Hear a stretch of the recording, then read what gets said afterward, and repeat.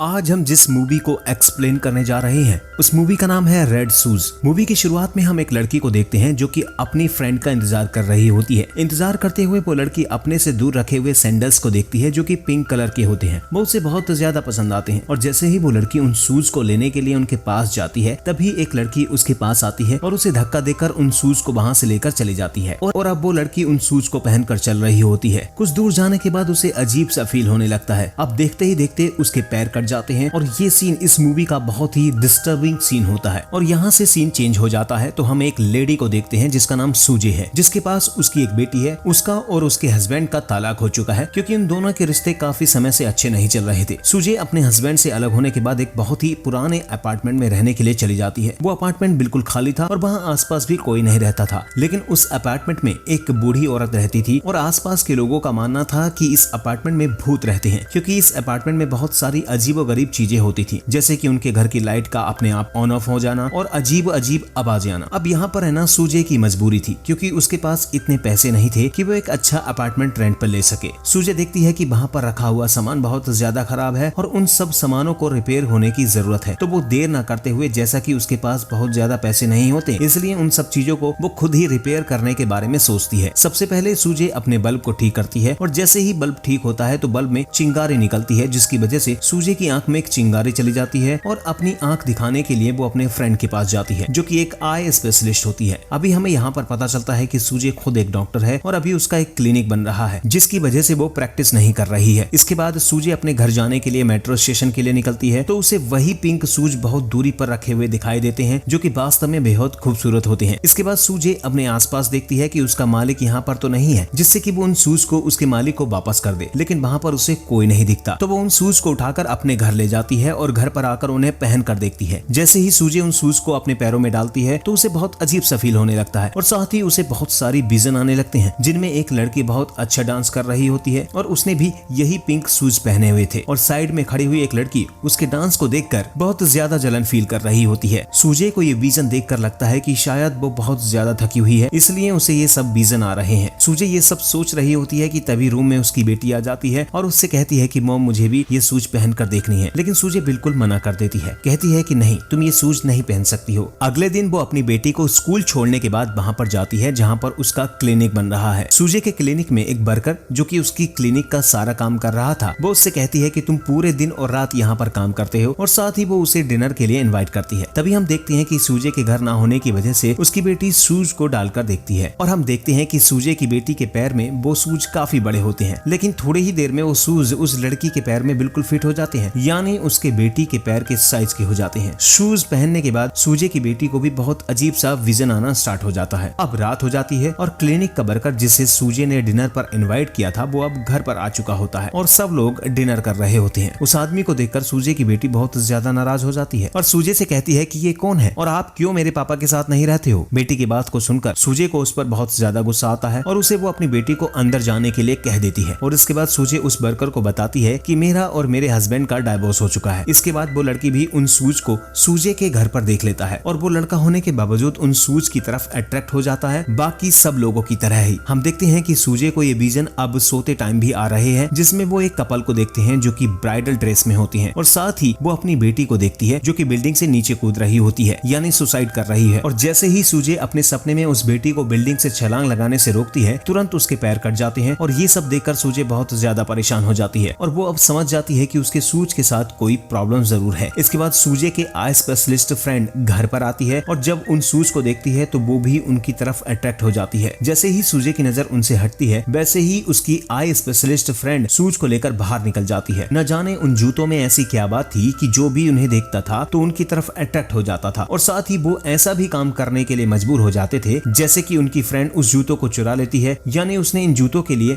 अपने ही दोस्त के घर में चोरी की थी। जैसे ही सूजे की फ्रेंड उन शूज को पहनकर जा रही होती है तब उसे लगता है कि कोई उसका पीछा कर रहा है। इतनी ही देर में कोई उसके पीछे आ जाता है और उसकी आंखों पर बहुत जोर से हमला करता है जिसकी वजह से उसकी आंखें बाहर निकल जाती हैं और अब वो सोल उसको जोर से मिरर की तरफ धक्का दे देती है जिसकी वजह से सूजे की फ्रेंड की मौत हो जाती है और शूज को पहनने की वजह से उसके पैर भी कट चुके होते हैं और अभी हम देखते हैं कि वो शूज भी वहाँ से गायब हो चुके हैं। पुलिस सूजे की फ्रेंड की बॉडी को वहाँ से ले आती है और इन्वेस्टिगेशन में उन्हें पता चलता है कि लास्ट टाइम सूजे की फ्रेंड को उसी के घर पर देखा गया था। उन्हें लगता लगता है कि ये मर्डर है और शायद ये सूजे ने ही किया है। लेकिन जैसे ही सूजे मर्डर की पिक्चर्स को देखती है तो वो समझ जाती है कि इस तरह के मर्डर्स तो बहुत सारी लड़कियों के पहले भी हो चुके हैं। सूजे बहुत ज्यादा डर जाती है और फिर वो अपने घर की तरफ जाती है और घर पर जाकर देखती है कि उसकी बेटी के पास वही शूज हैं जिन शूज को उसकी फ्रेंड चुरा कर ले गई थी। वो ये देखकर बहुत ज्यादा परेशान हो जाती है और बहुत देर तक अपनी बेटी से झगड़ने के बाद उन शूज को अपनी बेटी से छीनकर डस्टबिन में फेंक देती है। सूजे उन जैसे ही शूज को उस डस्टबिन में फेंक कर आती है, वो देखती है कि फिर से वही शूज उसकी बेटी के पास हैं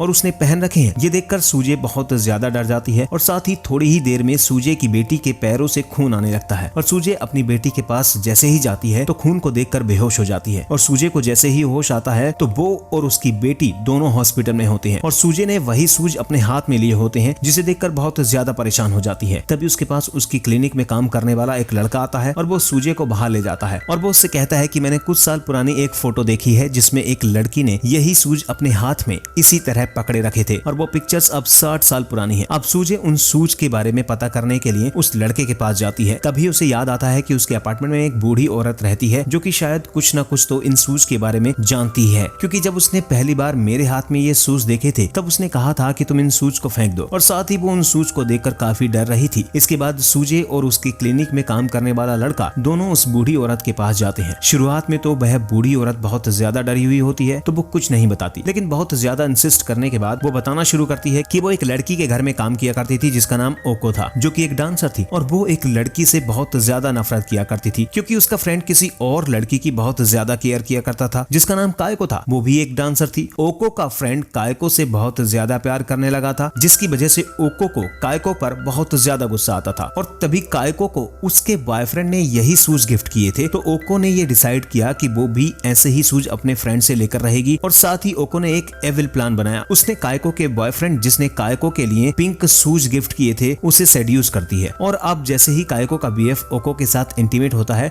तभी कायको ये सब देख लेती है और ये सब देखकर वो बेहोश हो जाती है। कायको को बेहोश देखकर उसका बीएफ उसकी हेल्प करने के लिए उसके पास आता है। तभी ओको भी वहां पर आ जाती है और कायको के बीएफ को उसकी हेल्प करते हुए देख ओको बहुत गुस्सा हो जाती है और पास में पड़े फावड़े से ओको कायको के पैर काट देती है और उन शूज को लेकर बुरी तरह हंसने लगती है। और तभी हमें पता चलता है कि कायको का बीएफ ओको से मिला हुआ है और वो भी अब कायको को उसी फावड़े से बुरी तरह से काटने लगता है और ये सब कुछ दूर खड़ी वही बूढ़ी औरत देख रही थी और ये बात ओको और कायको के बीएफ को नहीं पता थी। इसके बाद ओको और उसका बीएफ दोनों शादी करते हैं और सूजे के विजन में जो ब्राइडल कपल आए थे वो ओको और कायको का बीएफ ही थे। उनकी शादी के दिन कायको इन दोनों को मार देती है और उन शूज को अपने पास रखती है। तभी से कायको उन लोगों को मारने लगी जो उसके शूज को पहनते थे। सूजे ये कहानी सुनकर बहुत डर जाती है और कायको की डेड बॉडी को ढूंढती है और उसके शूज को उसकी बॉडी के साथ ही रख देती है। अब सूजे सोचती है कि शायद अब कायको किसी को नुकसान नहीं पहुंचाएगी। सूजे इस क्लिनिक वाले लड़के को पसंद करने लगती है, लेकिन वो लड़का अब सूजे से बहुत ज्यादा नफरत करता है और उसकी वजह थी कि सूजे की बेटी ने अपनी माँ के बारे में उसे सारा सच बता दिया था कि उसके डैड और उसकी माँ का सेपरेशन नहीं हुआ है, बल्कि उसकी मॉम ने ही उसके डैड को मार दिया है। अब सूजे को बहुत ज्यादा गुस्सा आता है और ये सब सुनने के बाद वो अपनी बेटी को मारना चाहती है और वो ऐसा करती भी है। जैसे ही वो अपनी बेटी को मारने वाली होती है तभी उसकी बेटी उसे बचकर उसी स्टेशन पर चली जाती है जहाँ पर सूजे को वो शूज दिखाई दिए थे। जैसे ही वो अपनी बेटी को मारने वाली होती है तभी सूजे अपने सेंस में आ जाती है और उसे पता चलता है कि वो ये नहीं है जो कि अपनी बेटी को मारना चाहती है, बल्कि कायको उसके अंदर है जो कि सूजे की बेटी को मारना चाहती है, क्योंकि सूजे की बेटी ने कायको के शूज को काफी बार ट्राई किए थे और वो उसी का बदला लेना चाहती थी। इसके बाद हम फिर से उन पिंक शूज को सूजे की बेटी के हाथ में देखते हैं। तभी सूजे बहुत ज्यादा डर जाती है और वो कायको से कहती है कि हमने तो तुम्हारी मदद की थी, तुम्हारे शूज को तुम्हें वापस करके तुम हम लोगों के साथ ऐसा क्यों कर रही हो। तब कायको की सोल उसके सामने आ जाती है जो कि बहुत ही भयानक होती है और वो बताती है कि तुम सूजे नहीं बल्कि ओको हो जो कि लोगों को मार रही हो और तुम्हारे अंदर जेलसी इतनी ज्यादा बढ़ चुकी है कि तुम पहले अपने हस्बैंड के बाद और अपने फ्रेंड के बाद अपनी बेटी को मार रही हो। तभी वो बूढ़ी लेडी तुमको देखकर बहुत ज्यादा डर गई थी क्योंकि उसे तुम्हारे अंदर ओको दिखाई दी थी। यानी अब हमें पता चलता है कि सब लोगों को कायको ने नहीं बल्कि ओको ने मारा था अपनी जलन के चलते। ये शूज कायको को नहीं बल्कि ओको को पसंद थे, इसलिए जो भी इन शूज को पहनता था उसे ओको मार देती है और ये मूवी यहीं पर खत्म हो जाती है।